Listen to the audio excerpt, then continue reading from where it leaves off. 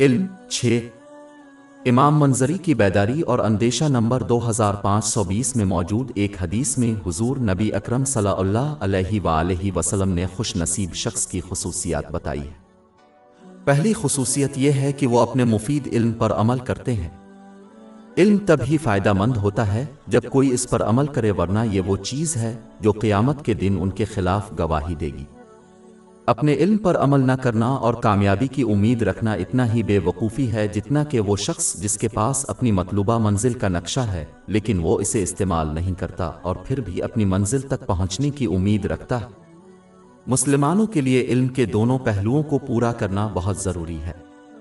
پہلا یہ کہ اسے کسی معتبر ذریعہ سے حاصل کیا جائے، اور دوسرا اللہ تعالیٰ کی رضا کے لیے اس پر خلوص نیت سے عمل کیا جائے۔ ایک مسلمان کو جنت کا راستہ تلاش کرنا چاہیے اور اس تک پہنچنے کے لیے اس سے نیچے کا سفر کرنا چاہیے۔